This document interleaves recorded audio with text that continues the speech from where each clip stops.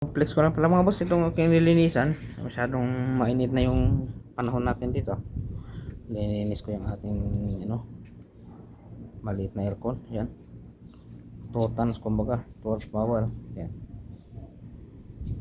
Binungkal ko lahat para maganda siyang maglamig. Yan. Tinanggal ko lahat yung mga pwedeng tanggalin. Yan. Kalat-kalat lang. So at least makinis na yung ating aircon. Babalik na natin. Medyo pa na. Ano kayo nang mainit masyado. So ayan, okay na. Natapos na natin. Nasimbol na natin. Ayan. Makinis na. Makinis pa sa jowa nyo. Okay.